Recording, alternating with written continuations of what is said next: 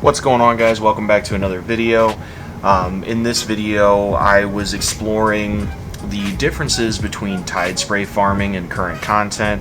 My last video involving Shalderai Silk, I made it very clear that I much rather preferred that farm. I think it yielded a higher gold per hour, but 2x4 farming is kind of boring and it may not be everybody's cup of tea. Disclaimer though, the 2x4 farm for the Shalderai Silk, if you have the proper prerequisites, meaning you have the rank 3 pattern for your pants, is by far the better gold per hour farm. But I wanted to compare current content, Freehold farming versus the Motherload. I was actually quite surprised with my results because each instance yielded good results in its own way. Without spoiling the end of the video, the main difference is going to be the ease. I found Motherload much easier to mass pull and group my mobs together, whereas in Freehold there's a lot more dangerous mobs that have annoying mechanics that can cause you to get yourself killed. And we'll break it down at the end of the video, kind of what the difference was, but I was very surprised with Motherload and the overall amount of green drops that I got in it. So if you are not familiar with my video, please go back and watch the Freehold Tidespray linen farm. It's much more in-depth than what we're going to be doing here.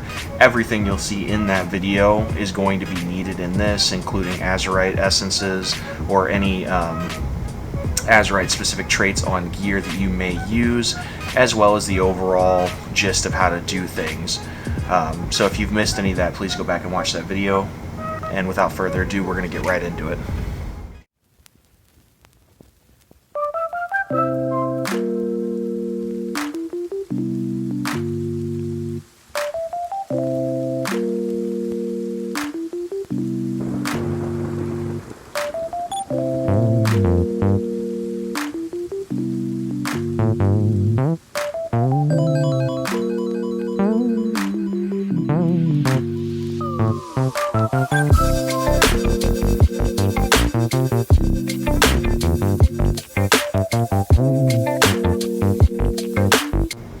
As an important side note for this video, one thing you're going to want to make sure you're doing is killing the neutral dancing mobs throughout the instance. There is a lot of neutral mobs that can be grouped up in several different places, and they're very densely packed, and even though they're non-elites, I found that in some of the big groups of 15 to 20 of the dancing neutral mobs, I could get anywhere from 3 to 4 green drops. So it's very important that you do try to pull your group of mobs on top of these and AoE them down accordingly.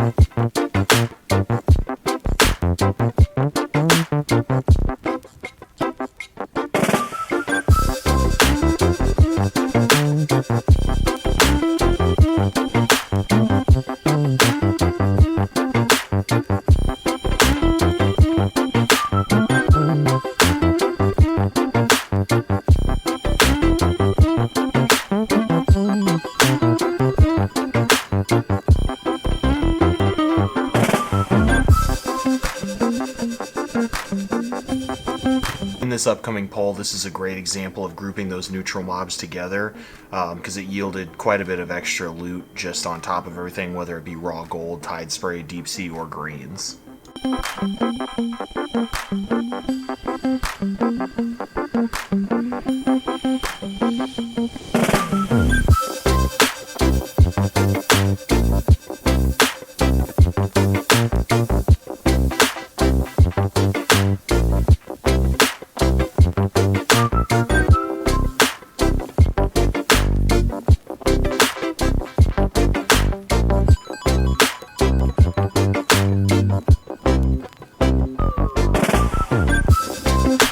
On this next boss, I made a critical mistake in my couple first runs through. In order to get the minecart to activate on the next pull, what you have to do is you do actually have to kill this boss so you can take the minecart down and avoid the bombs. There are some mobs to the left that are non-elites and they're pretty heavily grouped up. If you're careful and can avoid the bombs, you can also AoE pull those for some extra loot.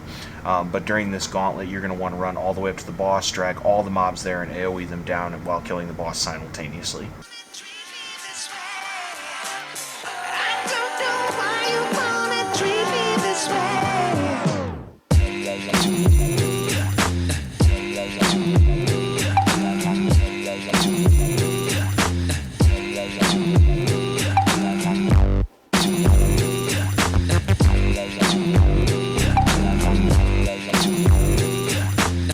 Now the pole you just saw down here in the experiment part of the instance was actually a very large pole. It included a lot of the rat packs that the experimenters can evolve. Those are actually really good mobs to make sure you get.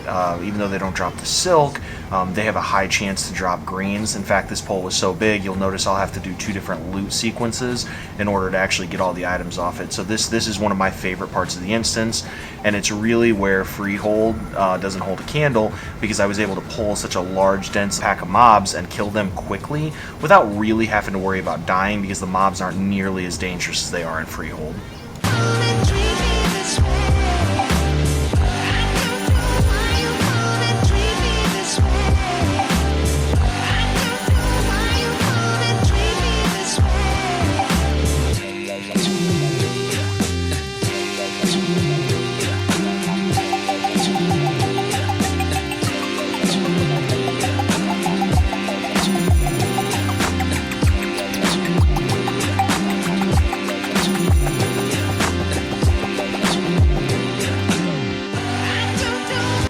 Now that you defeated the final boss, you're actually going to head to the left. There is a little goblin trike that'll take you to the front of the instance so you can reset. There's also a group of neutral mobs on the left-hand side. You should pull those and kill them. They'll die really, really quick. And it's just an extra chance to get a little bit of loot that's definitely worth your time, because it takes absolutely no time at all to kill them. One thing I forgot to mention is on that final gauntlet pull, you should be pulling them and killing them with the boss.